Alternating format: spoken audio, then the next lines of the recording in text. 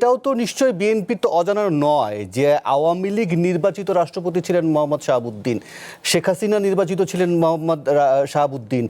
মানে শাহাবুদ্দিনের মনস্তত্ব তো অজানা থাকার কথা নয়। ফলে তাকে দায় মুক্তি দিয়ে বিএনপি আসলে কি অর্জন করবে, বিএনপি লাভটা কি হবে? দেখুন, এই রাষ্ট্রপতি হ্যান্ডলিং এ বিএনপি বরাবরই ব্যর্থতার পরিচয় দিয়েছে। রাষ্ট্রপতি বানিয়েছিল বিএনপি আজউদ্দিন সাহেবকে। এই আজউদ্দিনই বিএনপির ইতিহাসে সবচেয়ে ভয়াবহ বিপর্যয় নিয়ে এসেছেন। রাষ্ট্রপতি বানিয়েছিল একেএম বদরুদ্দোজা সাহেবকে, বিএনপি তাকে টেনে নামিয়েছে। আব্দুল সাত্তার সাহেবকে তৎকালীন বিএনপি পরিচালনার দায়িত্ব দেওয়া হয়েছিল। এই জায়গাগুলোতে বিএনপি হ্যান্ডেল করতে পারেনি। এখন এইটা কিভাবে করতে পারছে বা পারবে, এটা দক্ষতা, সফলতার একটা মাপকাঠি হিসেবে আমরা একটা বিবেচনা করতে পারি, চিন্তা করতে পারি। বিএনপি আসলে এটা কিভাবে হ্যান্ডেল করবে তার চেয়ে ইজিলি তাকে এক্সিট দেওয়াটাই তাদের জন্য সহজ মনে করছে। এই রাস্তাটাই জন্য তারা বেছে নিয়েছে। এখানে কি পাচ্ছে না পাইছে সেই হিসাবে ডিজাস্টারটা কি বলছিলেন? ডিজাস্টারটা কি? এইটা চাই না ওইটা ঠেকা, এরকম মানে ওনারা চাওয়ার দিকে যাচ্ছে না, ঠেকানোর দিকে যাচ্ছে। সালাউদ্দিন আইয়ুবের ডিজাস্টারটা কি বলছিলেন? কি ডিজাস্টার হবে বিএনপি? ডিজাস্টারটা বলছিলাম, দেখুন, আমাদের মঞ্জুরুল ইসলাম পান্না সাহেব বলছিলেন যে তিনি ফোনে কথা বলেননি। তিনি ফোনে কথা বলেননি তাই বলে যে কথা বলবে না এই নিশ্চয়তা দেওয়ার কোনো সুযোগ নাই। তিনি ছাত্রলীগ করেছেন, ছাত্রলীগের নেতা ছিলেন, যুবলীগ করেছেন, যুবলীগের নেতা ছিলেন। তিনি দুদকের কর্মকর্তা হিসেবে, দুদকের পরিচালক হিসেবে তা তৎকালীন আওয়ামী লীগকে দুর্নীতির সকল ধরনের সহযোগিতা করেছেন। সুতরাং এই ধরনের ব্যক্তি এবং নিজে দুর্নীতি করেছেন, এই ব্যাপারে মামলাও ইতিমধ্যে হয়েছে। বাংলাদেশ ব্যাংকের ইন্টেলিজেন্স ইউনিট এই তথ্যও দিয়েছে, তার এই ব্যাপারে এনগেজমেন্টের কথা করেছে। সুতরাং এই ধরনের দুর্নীতিযুক্ত একজন ব্যক্তি, অপরাধী একজন ব্যক্তি, এই ধরনের একজন ব্যক্তি কোনোভাবেই ন্যায়ের পক্ষে দাঁড়াতে পারবে এটার ইতিহাস, তার হিস্ট্রি বলে না এটা। তিনি অন্যায়ের সাথেই সবসময় আপোষ করবেন, অন্যায়ের সাথে থাকবেন এবং বাংলাদেশকে আগামী দিনে যারা নানা ধরনের কষ্টে ফেলতে চায়, বিপর্যয়ের মধ্যে ফেলতে চায়, সেক্ষেত্রে এরকম সেন্সিটিভ জায়গায় তিনি দায়িত্ব পালন করার কারণে তার হাতে অনেক ইস্যু, অনেক সুযোগ কিন্তু রয়ে গেছে। তিনি দেশের বাইরে গিয়ে এই সুযোগকে কাজে লাগিয়ে আবার ফেসিবাদকে সহযোগিতা করবে, এটা একেবারেই মানে আমরা ধারণা করতে পারি।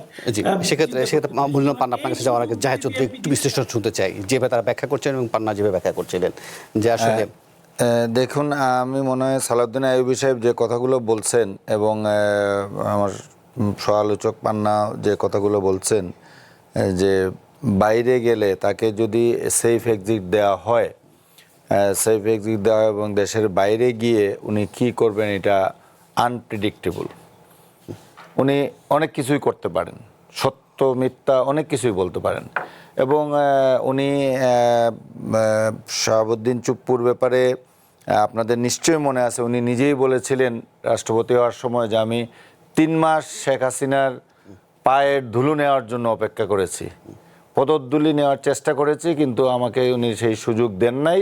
পরে বুঝতে পারলাম উনি আমাকে মনে মনে রাষ্ট্রপতি বানাবেন, সেই জন্য আমি যাতে কদমবুজি করতে না পারি প্রকাশ্যে এই ধরনের একটা পরিবেশ সৃষ্টি করছিলেন।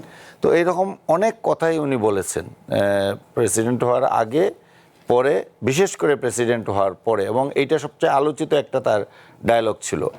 সুতরাং উনি যে কি পর্যায়ের, উনি ব্যক্তি হিসেবে যে কোন পর্যায়ে কি, এটা তার নিজের বক্তব্যেই কিন্তু এটা স্পষ্ট।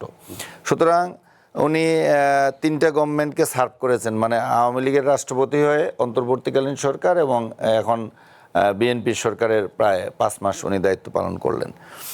উনি শেখ হাসিনার গুণগান পার্লামেন্টে গিয়েছেন, আবার শেখ হাসিনাকে সবচেয়ে বেশি মানে কোনো রাষ্ট্রপতি এই সর্বোচ্চ পর্যায়ে গালিগালাজ করেছেন পার্লামেন্টে দাঁড়িয়ে। সুতরাং উনি দেশের বাইরে গেলে আবার যে বিএনপিকে, তারেক রহমানকে নিয়ে কিছু বলবেন না, তার গ্যারান্টিটা কোথায়? তো সেক্ষেত্রে একটা লোকের তো আমরা দেখছি পান্না যে সমঝোতার কথাগুলো বলছিলেন, এখন সমঝোতার কথা আপনি দেখেন, আমি জানি না এটা পান্না সাহেব তার নিজস্ব সোর্সে কোথায় পেয়েছেন না পেয়েছেন। চুপ্পু, রাষ্ট্রপতি চুপ্পু এখন এমন কোনো পর্যায়ে নাই যে তার সাথে বিএনপি এত সমঝোতায় আসতে হবে, ওনার এখন এত ক্ষমতা নেই। উনি বাইরে গিয়ে, যদি উনি দেশের বাইরে চলে যান আর গিয়ে এই কথাগুলো বলেন, তাইলে বিএনপি কি করতে পারবে তখন?